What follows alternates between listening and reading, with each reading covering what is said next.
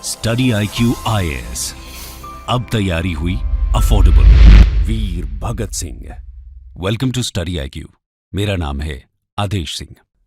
सरफरोशी की तमन्ना अब हमारे दिल में है, देखना है जोर कितना बाजुए कातिल में है।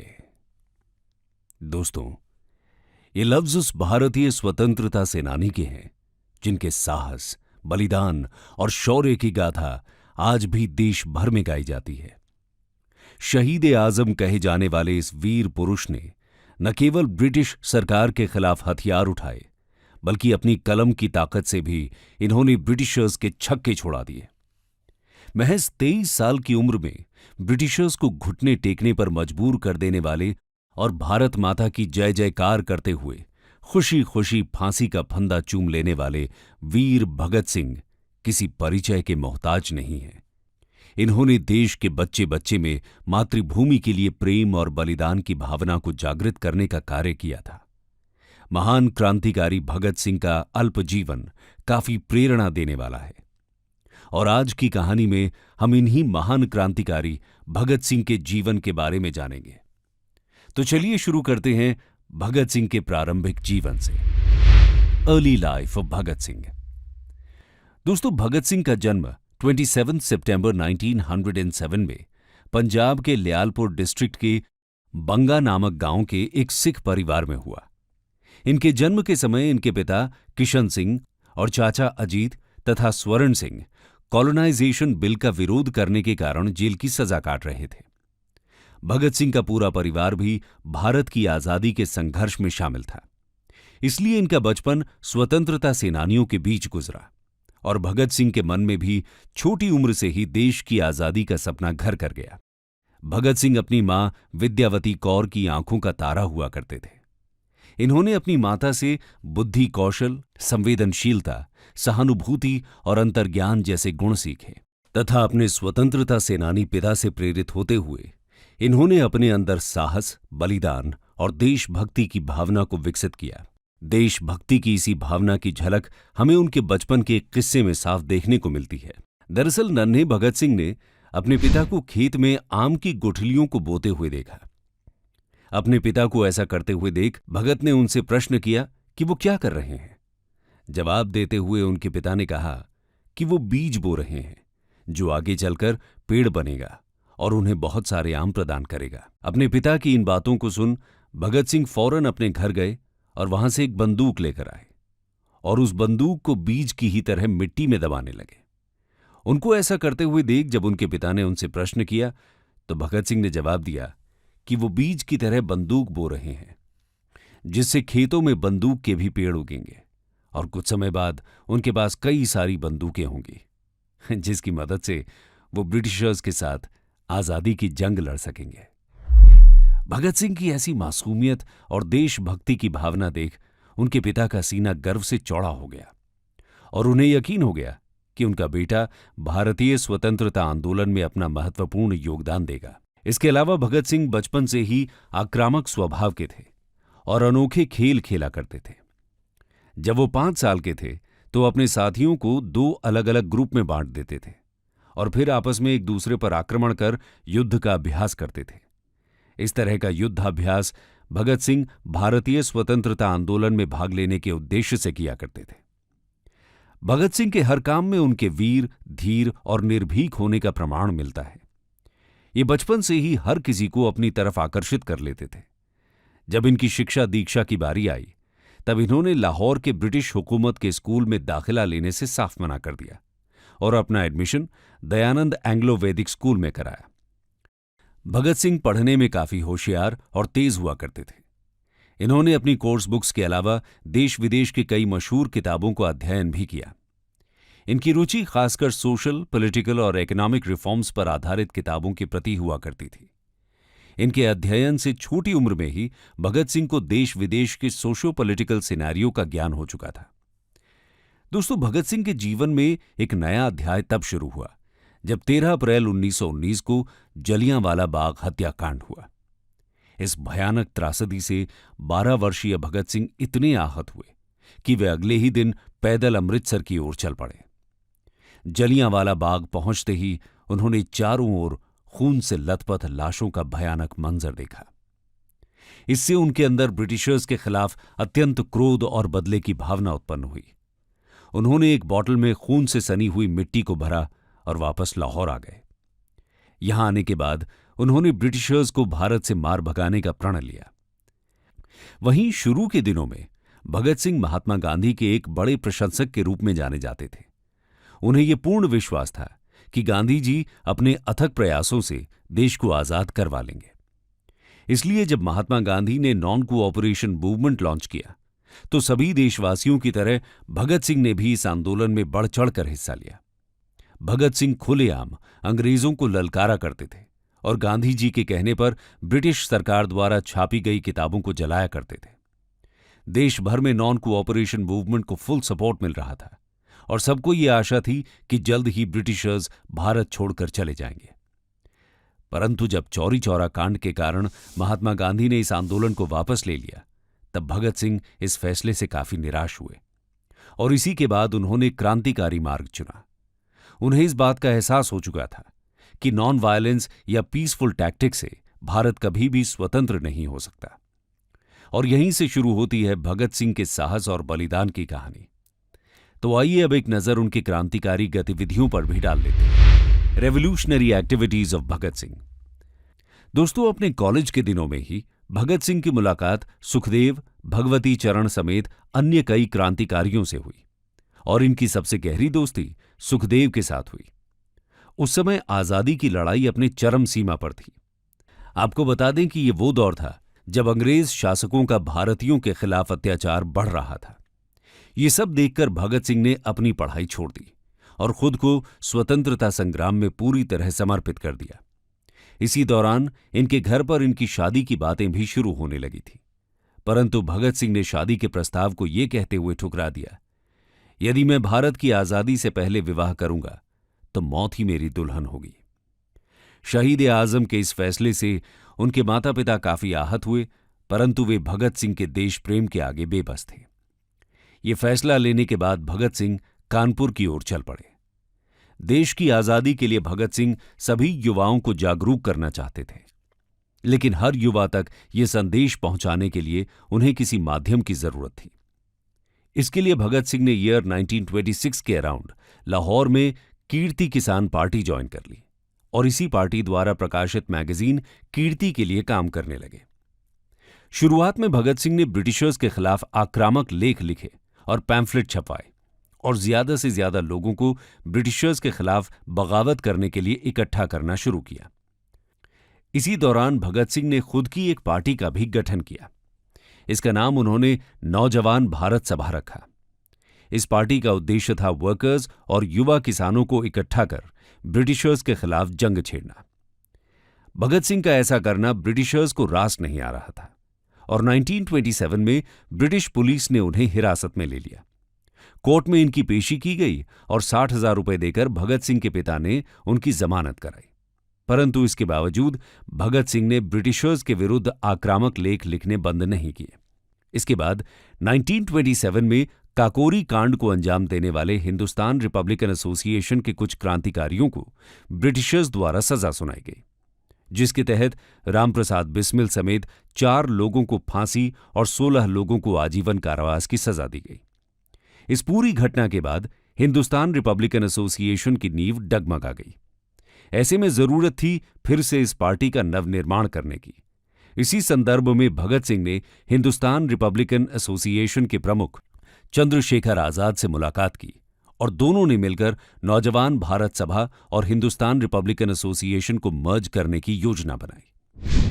इसी के तहत सितंबर 1928 में दिल्ली के फिरोज शाह कोटला मैदान में एक सीक्रेट मीटिंग की गई और दोनों पार्टीज का विलय कर दिया गया और इस नई पार्टी का नाम बड़े ही विचार विमर्श के बाद Hindustan socialist Republican association HSRA रखा गया।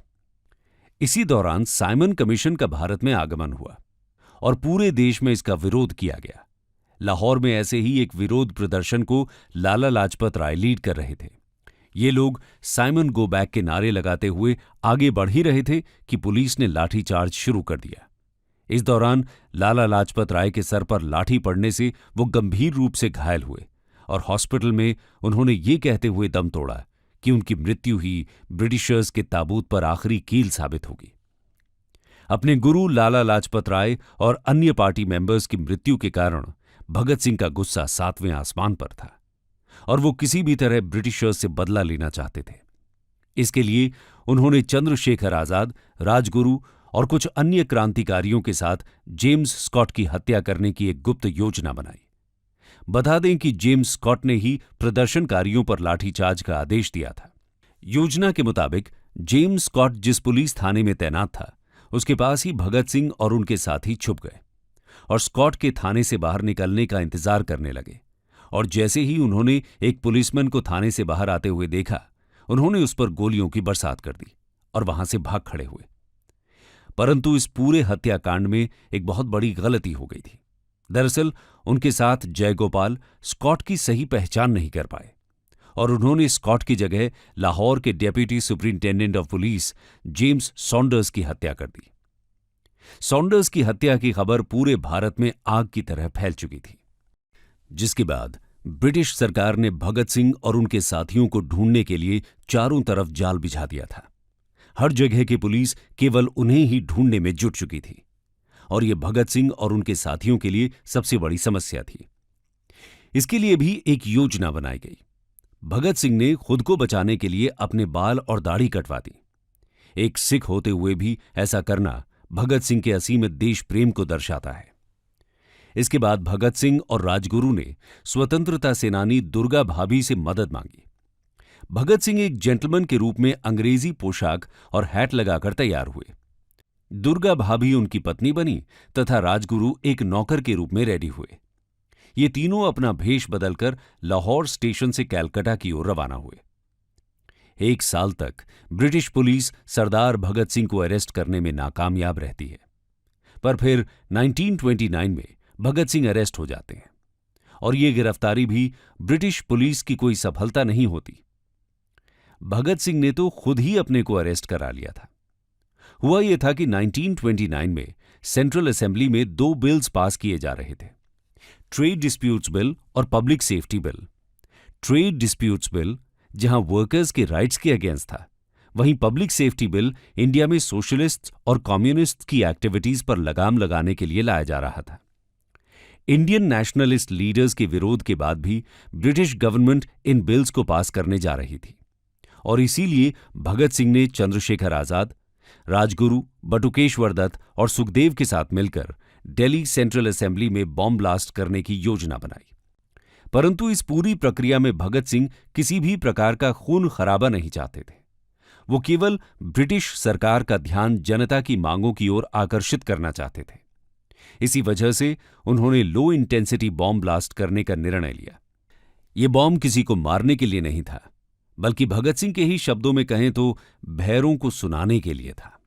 और फिर 8 अप्रैल 1929 को भगत सिंह बटुकेश्वर दत्त के साथ 2 लो इंटेंसिटी बॉम्ब और कुछ पैम्फलेट्स के साथ दिल्ली सेंट्रल असेंबली पहुंचे और असेंबली में घुसते ही उन्होंने खाली जगह देखकर बॉम्ब फेंक दिया।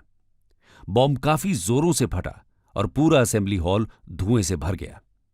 इसके बाद भगत सिंह ने अपने पैम्फलेट्स को हवा में उड़ा दिया, जिस पर साफ साफ और मोटे मोटे अक्षरों में लिखा हुआ था, बहरों को सुनाने के लिए धमाका जरूरी है। बता दें कि इस पूरी घटना में किसी को भी कोई क्षति नहीं पहुंची थी। हां, धमाका काफी तेज हुआ था, जिससे अंग्रेजों के होश उड़ गए थे। दोस्तों, अगर भगत सिंह चाहते तो धुएं का फायदा उठाकर भाग सकते थे, परंतु उन्होंने ऐसा नहीं किया, बल्कि जोर जोर से पूरे असेंबली हॉल में इंकलाब जिंदाबाद का नारा लगाना शुरू कर दिया। भगत सिंह और उनके साथी वहां से भागने की कोशिश नहीं करते, बल्कि खुद को अरेस्ट करा लेते हैं। यह उनके प्लान का हिस्सा था। वो चाहते थे कि कोर्ट में ट्रायल्स की मदद से वो अपनी आइडियोलॉजी को सभी तक पहुंचा सकें। अरेस्ट करने के बाद ब्रिटिश गवर्नमेंट भगत सिंह के अगेंस्ट 2 केस चलाती है, असेंबली बॉम्ब केस और Lahore conspiracy case. Lahore conspiracy case Saunders के मर्डर के लिए था।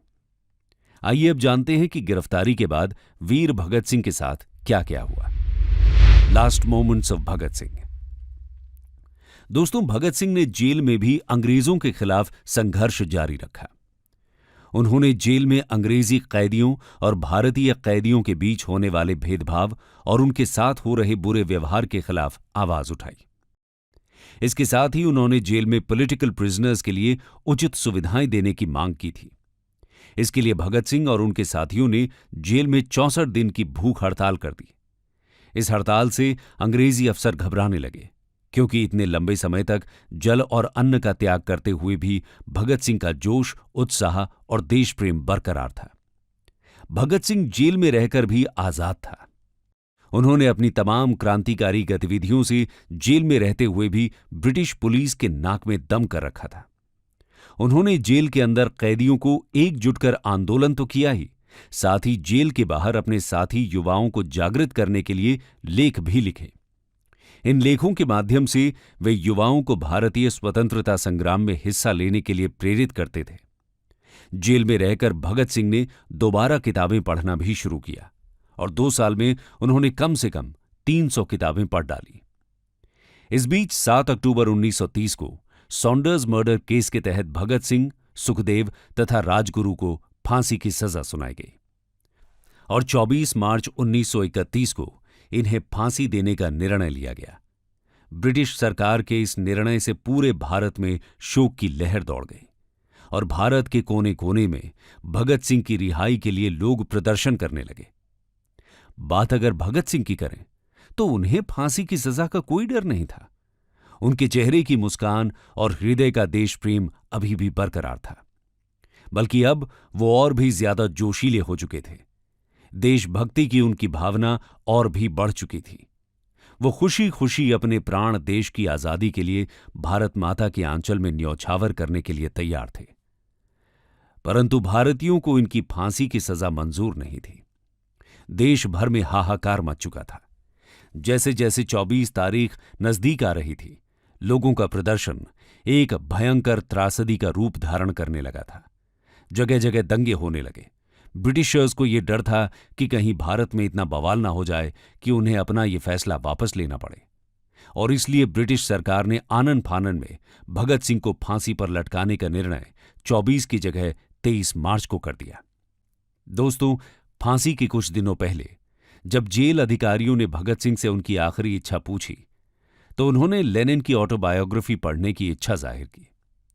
उनकी इस डिमांड को ब्रिटिशर्स द्वारा मान लिया गया। 23 मार्च को जब जेल अधिकारी उन्हें लेने आए तो भगत सिंह ने उनसे कहा कि इस किताब का मात्र एक पन्ना पढ़ने के लिए बचा है।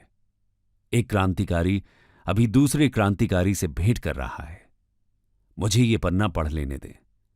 किताब पूरी कर लेने के बाद भगत सिंह जेल अधिकारियों के साथ खुशी खुशी अपनी मौत को गले लगाने चल पड़े। फांसी के तख्त पर चढ़ने के बाद भगत सिंह ने अपने हाथ पर रस्सी बांधने और चेहरे को काले कपड़े से ढकने से साफ मना कर दिया। ब्रिटिशर्स ने इनके हाथों को तो नहीं बांधा, परंतु उनके सिर को कानून के नियमानुसार ढक दिया। उसके बाद भगत सिंह ने इंकलाब जिंदाबाद का जय घोष करते हुए शाम 7:33 पर अपने साथियों राजगुरु और सुखदेव के साथ फांसी के फंदे को खुशी खुशी चूम लिया। इस तरह भारत माता के इस वीर सपूत को वीर गति प्राप्त हुई। परंतु उनका देश प्रेम, उनकी विचारधारा और उनके जज्बे की कहानी आज भी भारत के कोने कोने में बड़े ही उत्साह और गर्व के साथ गाई जाती है। कंक्लूजन। तो दोस्तों, ये थी वीर भगत सिंह की कहानी। इस कहानी में हमने भगत सिंह के जीवन और आजाद भारत के निर्माण में उनके अहम भूमिका को समझने का प्रयास किया। आशा है आप भी भगत सिंह के गुणों से प्रभावित हुए होंगे। भगत सिंह की ही तरह ऐसे कई स्वतंत्रता सेनानी हैं जिनके शौर्य और बलिदान के कारण आज हम एक आजाद देश में सांस ले रहे हैं। क्या आप ऐसे ही अन्य स्वतंत्रता सेनानियों की कहानी जानना चाहते हैं? अगर हां, तो अपनी राय कमेंट सेक्शन में जरूर दें। स्टडी IQ IAS, अब तैयारी हुई अफोर्डेबल।